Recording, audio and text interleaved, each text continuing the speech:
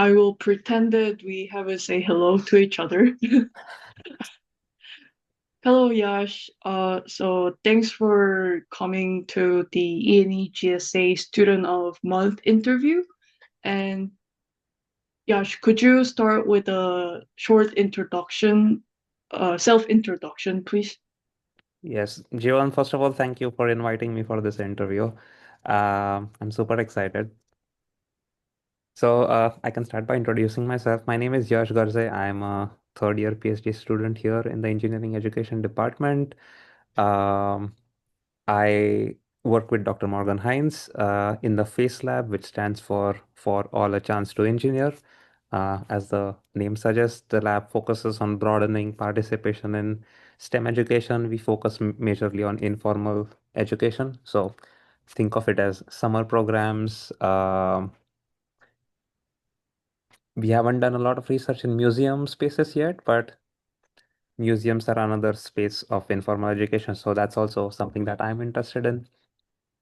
But that's a little bit about me. And what else would you like to know? Uh, Great. So that was actually the very first question of the long list of questions that I'm gonna ask today, hopefully within 30 minutes time frame.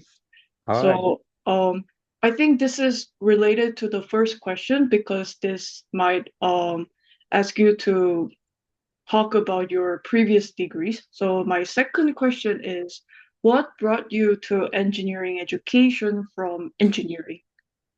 Okay. So do you want me to talk about my bachelor's and master's and that Yeah, story with? actually, yeah, that would naturally comes up to how you ended up here. Okay. Yeah, I can start with my bachelor's story and then maybe we can connect it to engineering education. Sounds good. So I did my bachelor's in mechanical engineering. That was in 2018.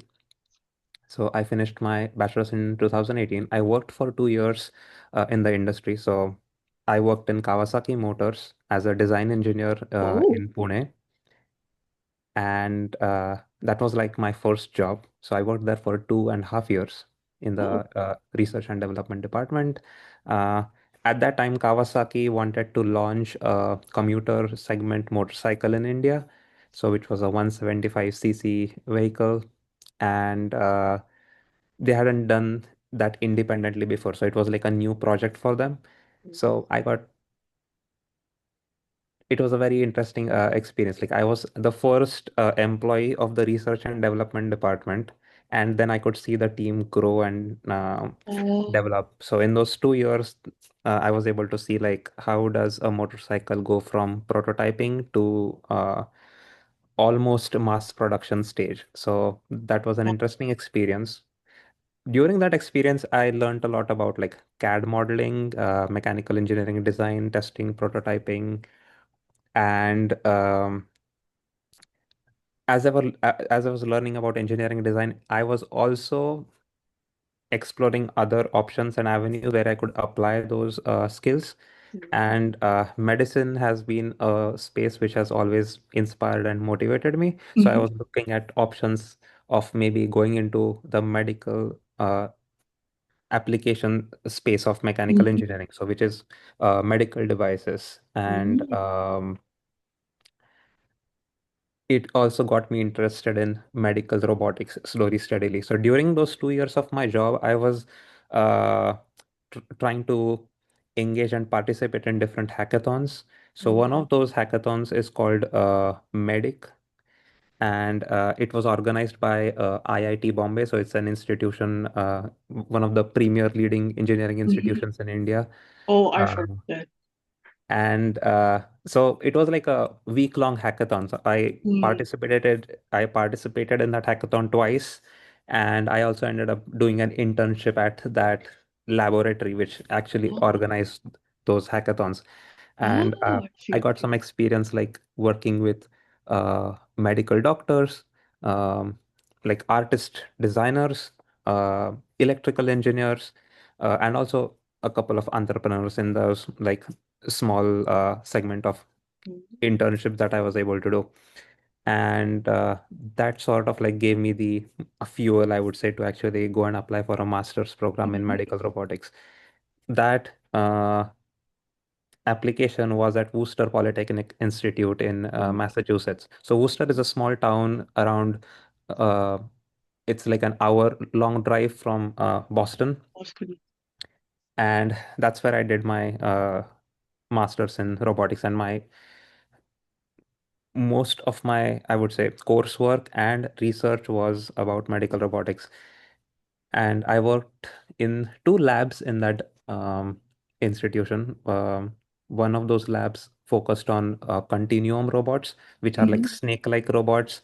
Uh, and the second lab was working on medical imaging, so ultrasound devices and photoacoustic imaging devices, which are like technologies used to like um,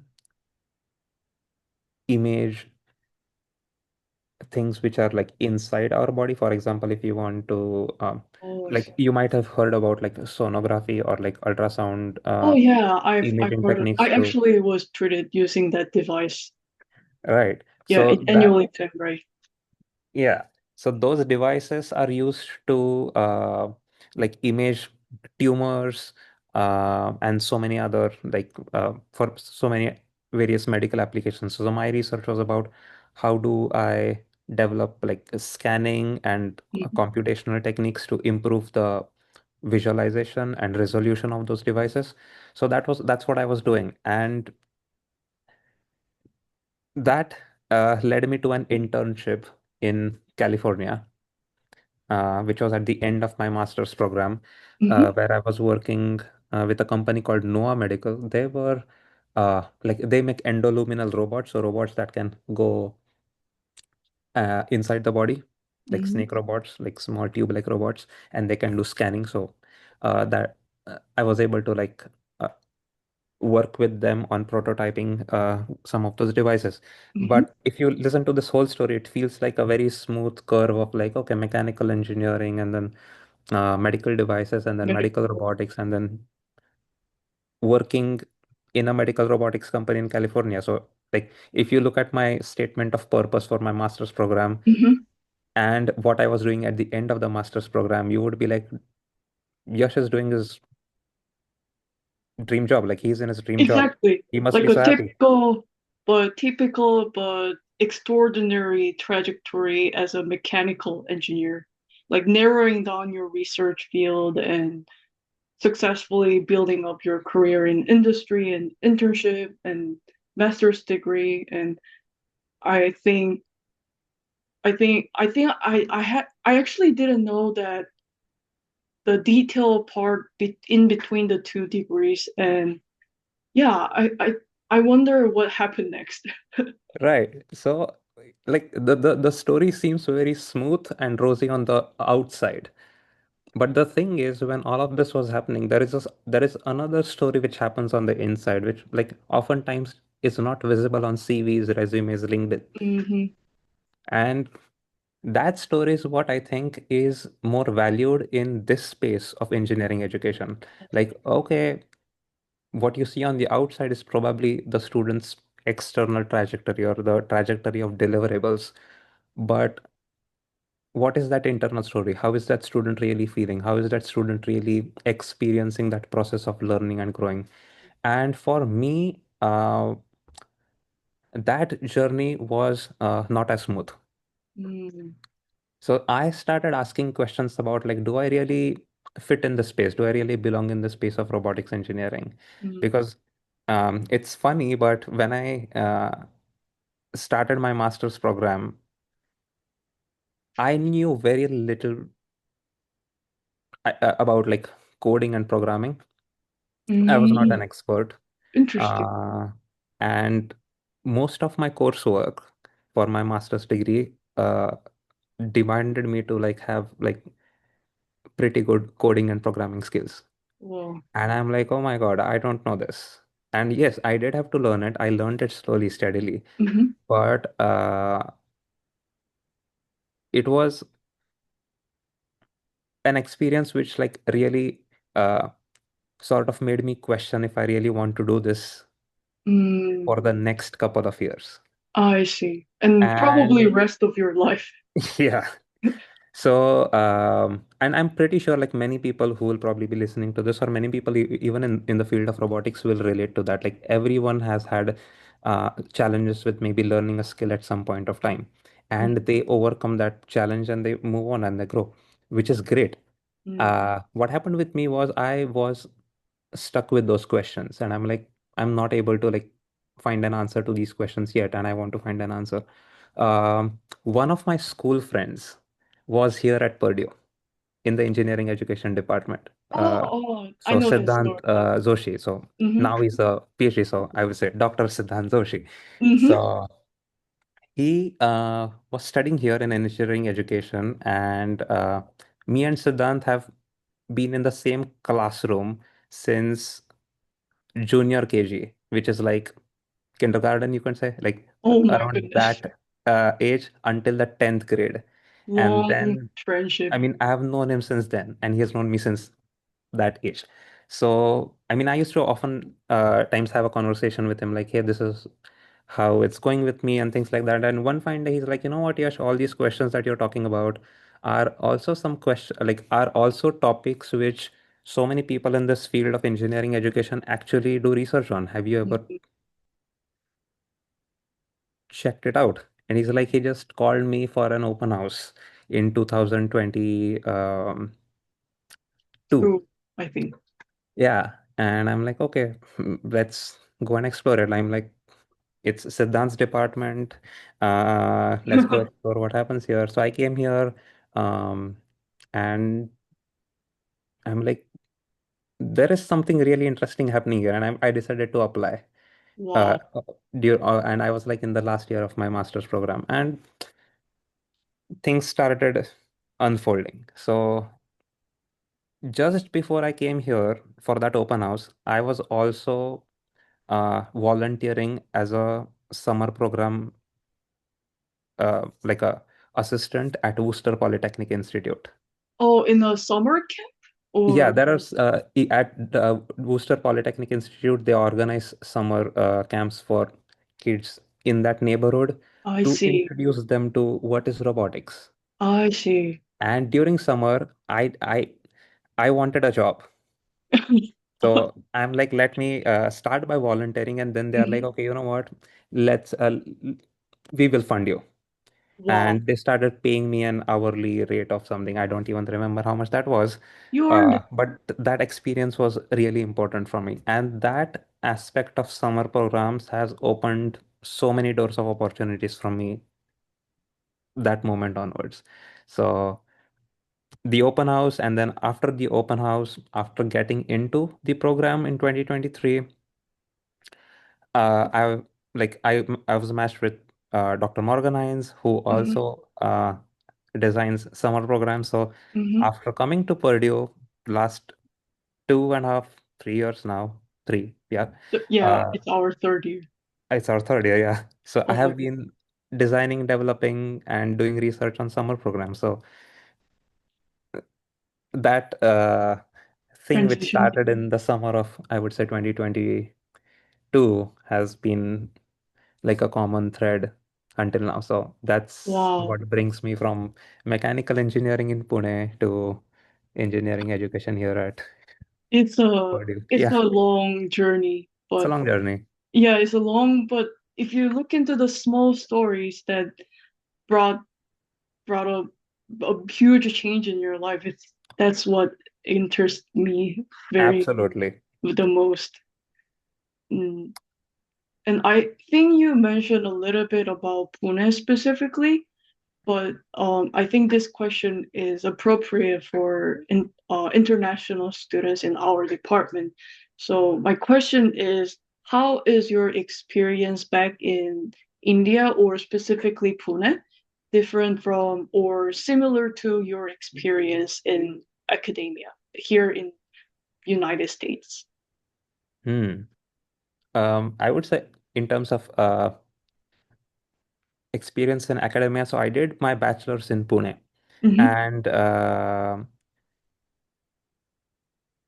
I feel I had a very theoretical experience of doing engineering in Pune. I mean, Mhm. uh, I, I did do like three different internships during my undergrads Wow, that's a. to really understand what does a mechanical engineer do. Mhm. Um, but it was not a part of my curriculum. Um, so in the university, I feel there were like we did have like like theory classes, lectures, and like practicals. Mhm. Um, but I feel that I lacked like that experience of working on a real world problem Mm, when I was in the university. When I went to the industry for like internships, I got a little like I would say like I got a hint of what happens there, like a but it was not a part of tutorial. the curriculum, like a I tutorial. Yeah, yeah, I yeah, see. exactly. But it was not a part of my curriculum. But Mhm. here at Purdue, for example, when I like I'm currently TAing for the first year engineering program, and Mhm. I also get to talk to some of those peer teachers who are in their maybe sophomore, they're in their Mhm. freshman years or sophomore year or senior years, Mhm. and they tell me about some of the courses that they're taking. Like I had one of the peer teachers from the aero department last semester, and he was taking a class on propulsion. They were developing a small test rocket in their undergraduate classroom. So they were actually building a small rocket with propellant in it, and they were going to test it in fall. So I'm like, Oh. that's a cool project to work on during a semester. So this aspect of project-based learning Mhm. was something absolutely new to me, Mm, I and see. I think that's a big difference in like academic experience in India and what I saw here. And I mean, this was back in 2014 to 18. Mhm. And what engineering I'm seeing here is 2025, 26. Mm. So there is a difference in the timelines too of experience in engineering, because I have not been uh, to like Indian institutions very recently to really see like, hey, what's happening in colleges today or like in the Mm, universities today. So things I'm pretty sure might have changed a lot, but back in 2014, it was very different. I So see. Oh, thanks for I comparing agree. these two episodes. It really it I can feel the differences between the two cultures pretty Hmm. in a straightforward way, and that's something that I haven't thought before because I don't have an engineering background.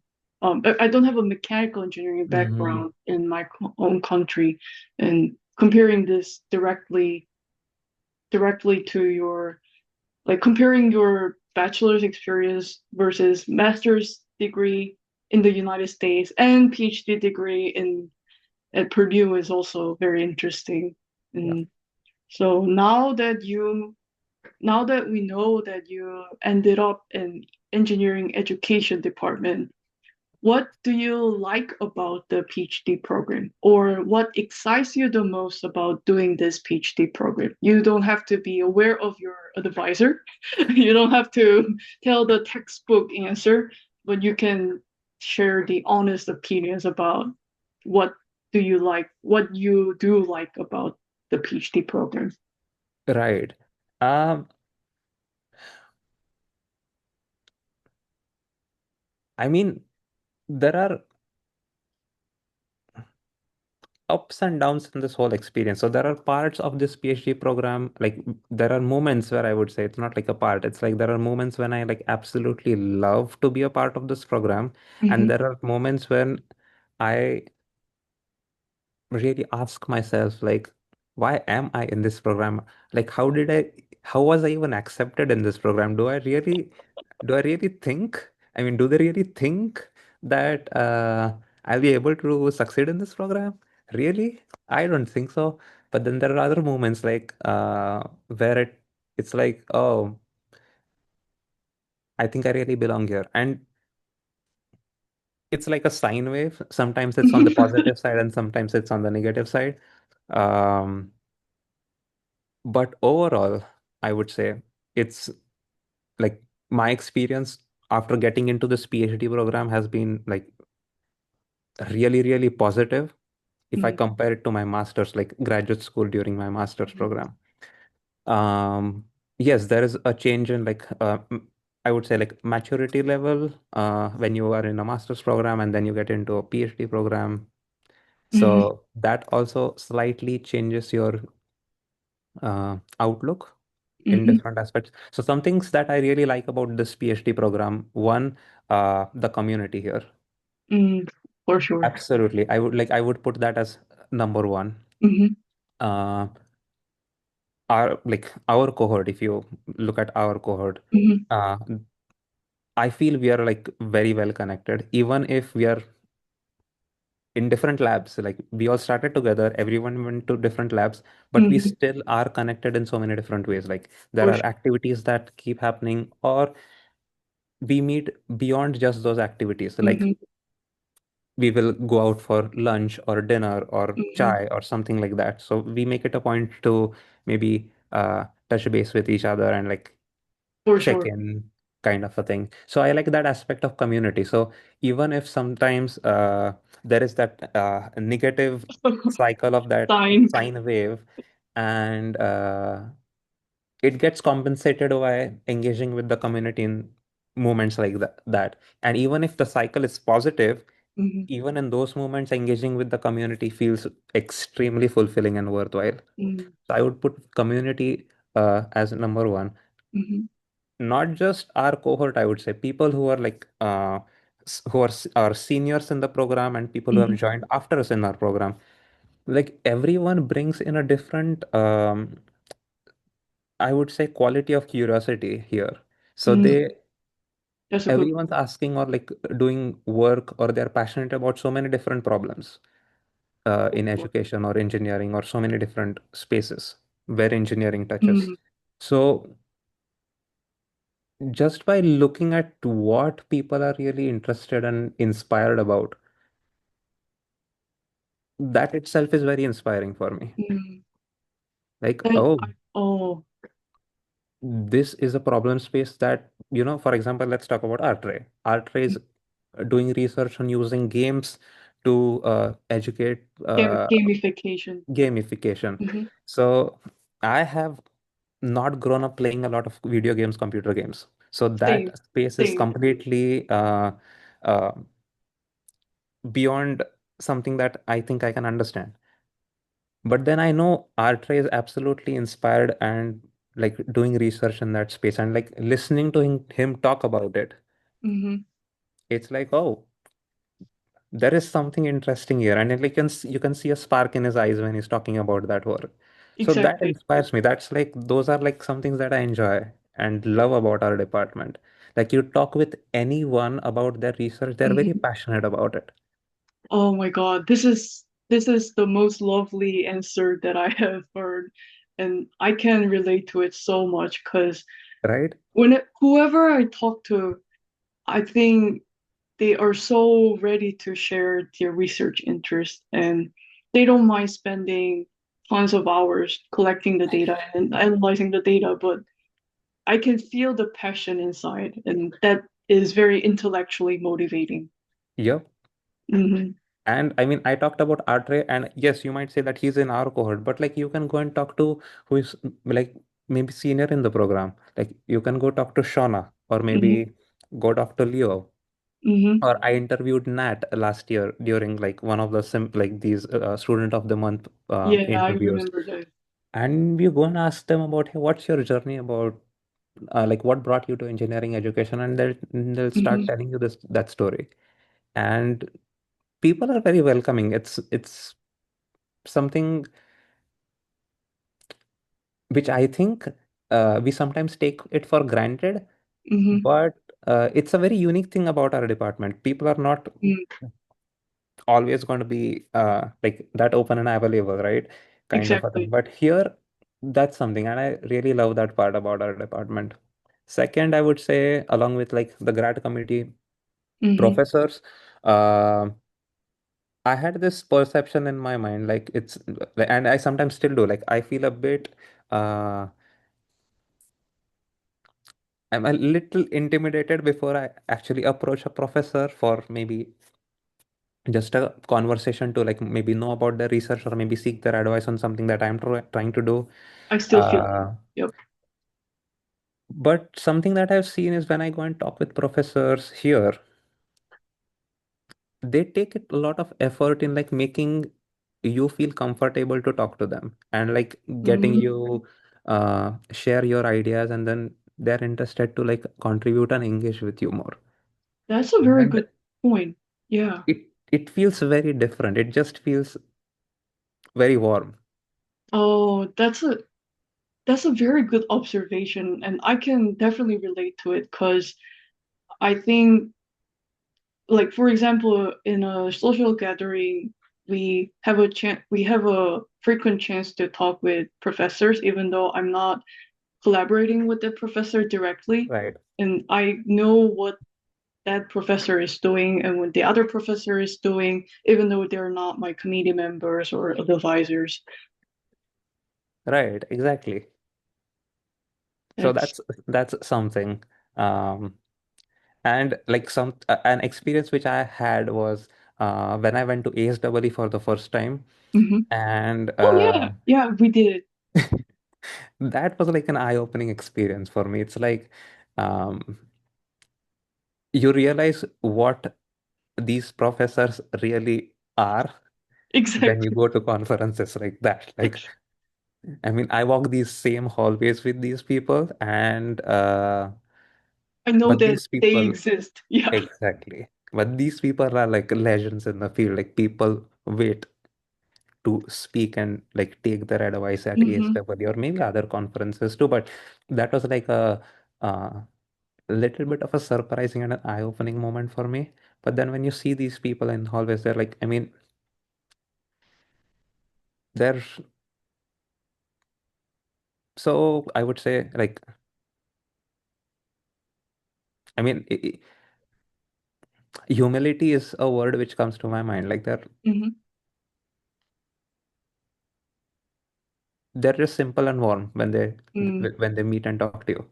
Yeah, and it feels like your third point also relates to the first thing that you like about the PhD program is all about the community. And even though we didn't have a chance to learn about the other professors' field, in the conference we have a chance to listen to their presentation, and we finally realized, oh, you were doing this stuff. Yeah. That's amazing. And that's another aspect of building the community, very engaging. And Right.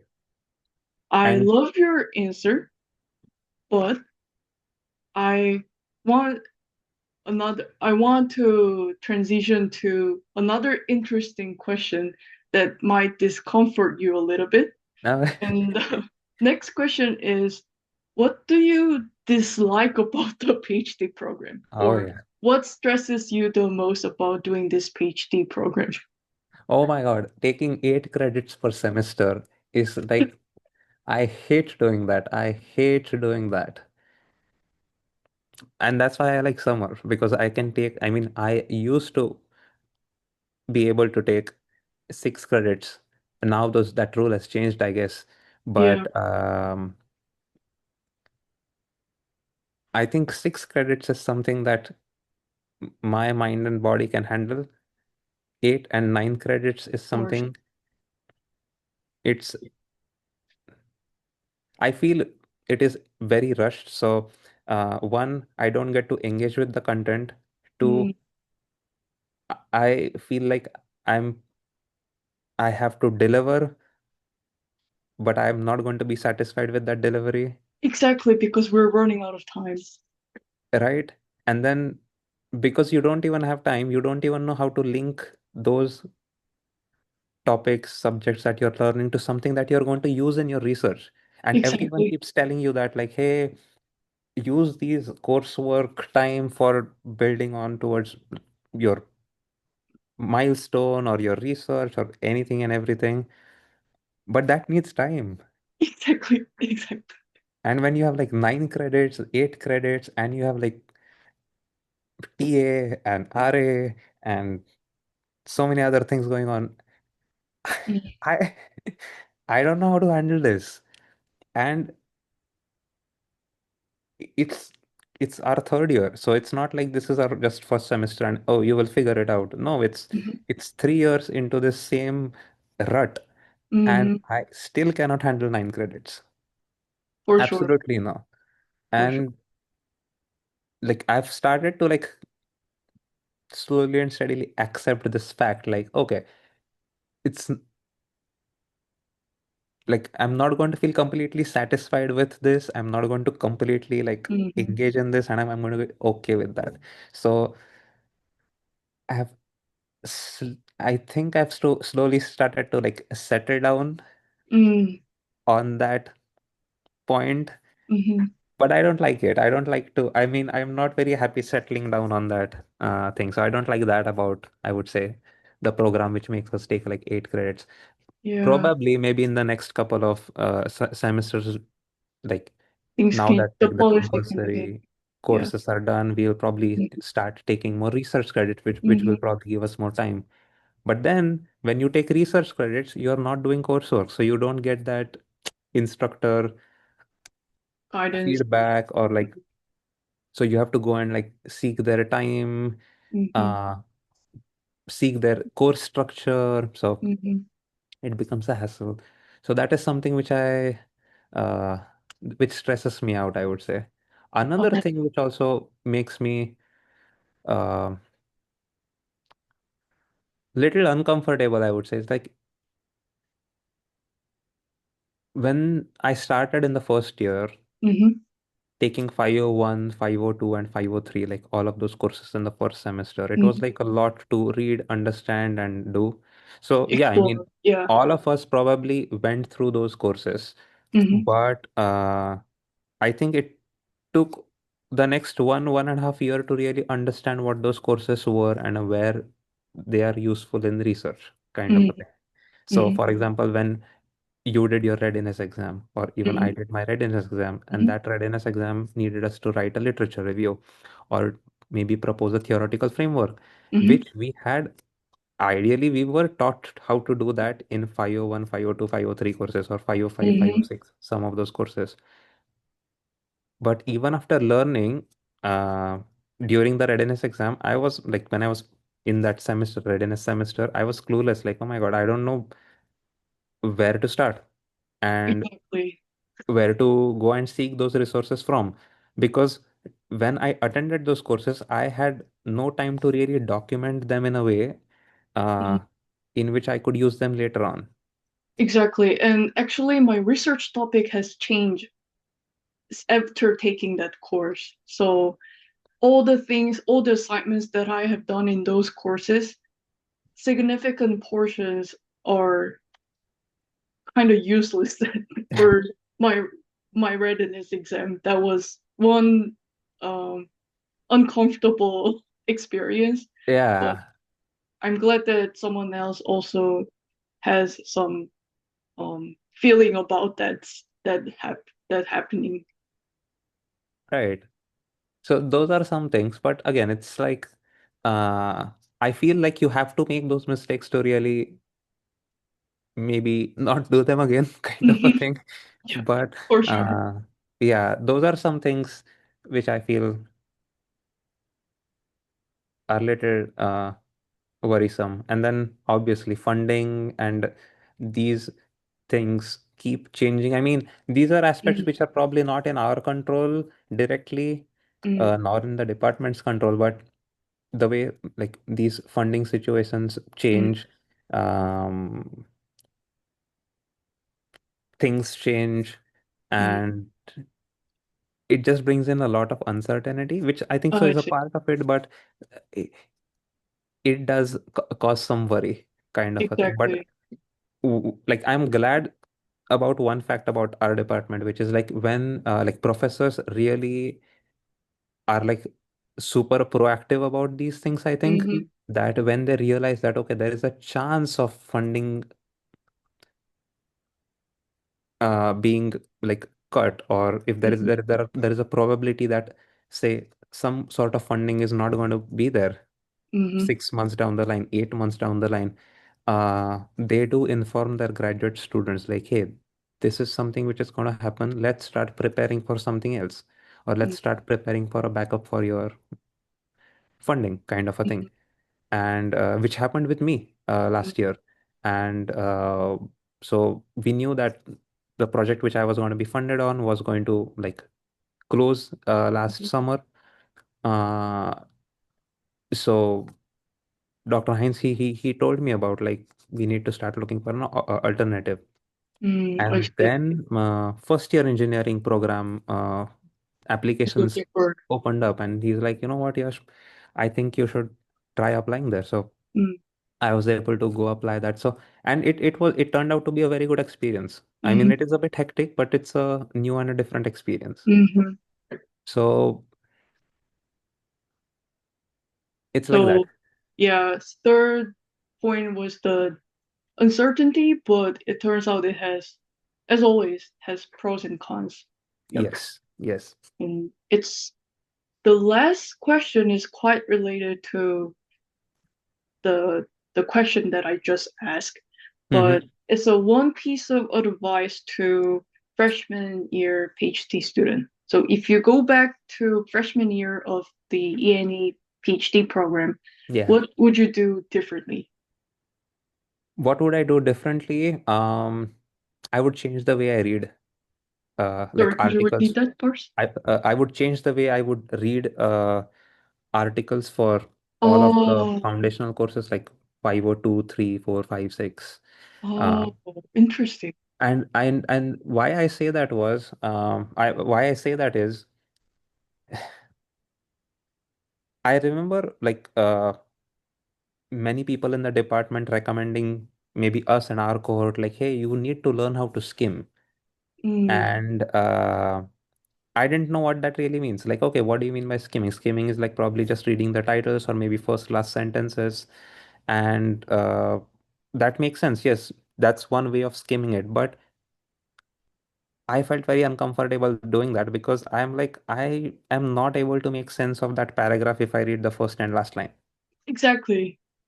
I can relate to that. And after spending like 10 minutes reading that chapter like that, I am feeling more worried about like spending the 10 minutes and not understanding anything what the chapter is about.